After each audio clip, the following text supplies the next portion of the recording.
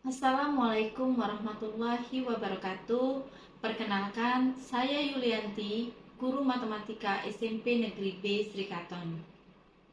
Pada kesempatan ini, saya akan memaparkan praktik baik yang sudah saya lakukan, yaitu praktik pembelajaran berdiferensiasi, pembelajaran STEM berbasis proyek. SMP Negeri B Srikaton terletak di ibu kota Kecamatan Tugu Mulyo, yang lokasinya cukup strategis karena berdekatan dengan instansi pemerintahan, kantor-kantor perbankan, dan juga pasar.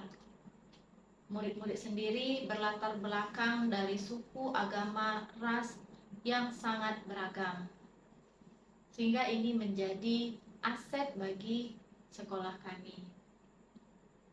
SMP Negeri B Srikaton sendiri memiliki luas yang terbatas dan gedung yang tidak bertingkat.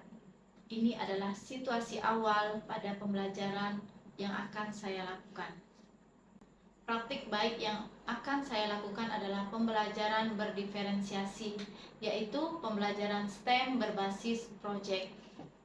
Pembelajaran STEM sendiri adalah hal baru bagi guru dan murid-murid di SMP Negeri B Srikaton khususnya dan Musirawas pada umumnya. Berbekal pengalaman yang saya ikuti selama mengikuti diklat STEM yang diadakan Simeo Kiteb Matematik di Yogyakarta, saya mencoba untuk mengimplementasikan ilmu yang saya dapatkan pada murid-murid di kelas saya. STEM sendiri adalah pembelajaran yang mengintegrasikan sains, teknologi, engineering, dan matematika. Sehingga di sini saya melatih siswa untuk melaksanakan pembelajaran dengan mengintegrasikan keempat poin tersebut, sehingga diharapkan pembelajaran ini bisa membangun kreativitas dan nalar kritis serta kolaborasi dari murid. Karena kemampuan-kemampuan inilah yang akan menjadi bekal murid untuk menjawab tantangan zaman ke depan. Pembelajaran diawali dengan pemahaman konsep mengenai bangun datar. Secara berkelompok, murid mengeksplorasi pemahamannya secara mandiri mengenai bangun-bangun datar, yaitu sifat-sifat, ciri-ciri, luas, dan kelilingnya. Kemudian, masing-masing kelompok mempresentasikan hasil diskusi mereka. Pertemuan selanjutnya, guru mulai melaksanakan pembelajaran proyek. Sebelumnya, guru menampilkan video yang diperoleh dari Instagram mengenai pendistribusian bantuan di Gaza.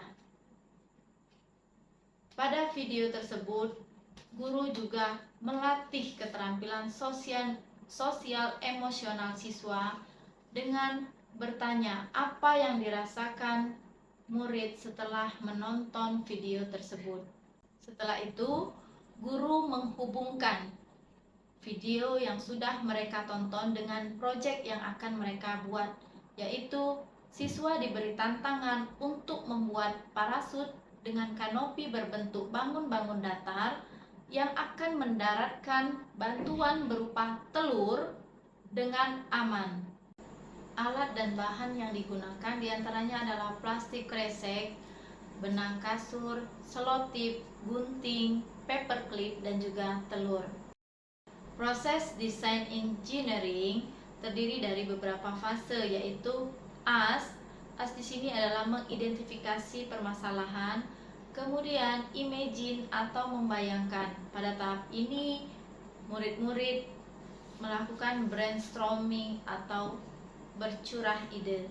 Kemudian, tahap selanjutnya adalah plan.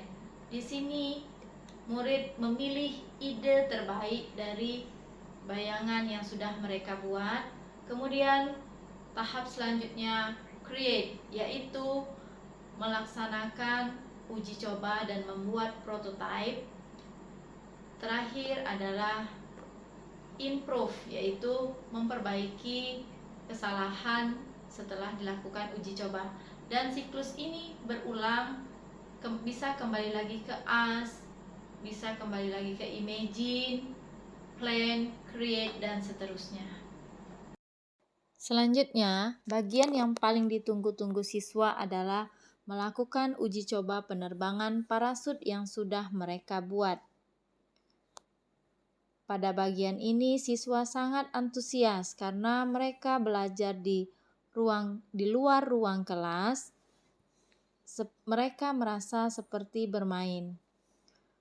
Pada tahap ini, tidak semua anak berani untuk memanjat tiang tandon air untuk menerbangkan parasut mereka. Justru anak-anak yang lemah secara akademik, mereka sangat berani untuk melakukan kegiatan-kegiatan fisik yang menantang seperti ini, sehingga kolaborasi di sini sangat terlihat dalam kelompok. Siswa lainnya berperan sebagai timer dan mencatat lamanya waktu pendaratan dari parasut tersebut. Uji coba dilakukan beberapa kali dengan menggunakan ukuran kanopi dan panjang tali suspensi yang berbeda.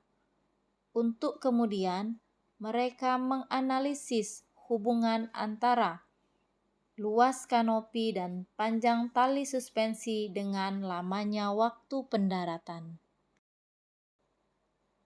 Setelah menganalisis, siswa mengimprove lagi bagian-bagian yang perlu diperbaiki untuk kemudian mendesain ulang parasut yang baru yang akan menerbangkan beban yang sebenarnya, yaitu telur.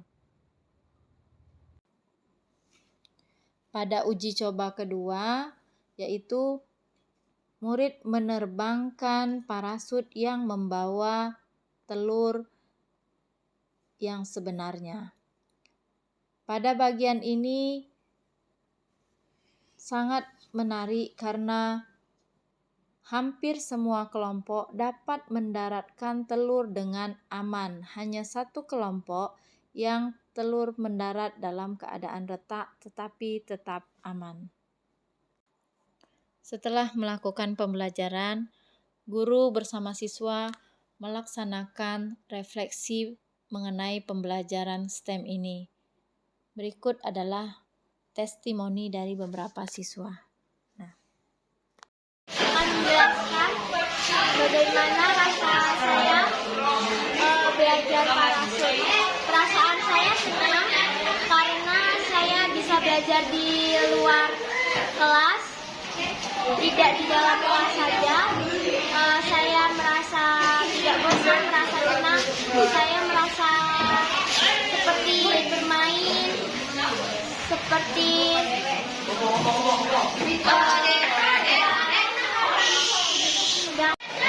saya senang dapat mempelajari membuat parasut untuk Palestina. Saya mendapatkan pengalaman baru dalam hal belajar, dan saya sangat senang ternyata telur yang kami terbangkan tidak pecah. Saya kira telurnya akan pecah saat diterbangkan, karena namanya telur ya pasti akan pecah jika terbentur dengan hal yang keras. Namun ternyata telurnya tidak pecah saat diterbangkan dan mendarat ke tanah dengan parasutnya.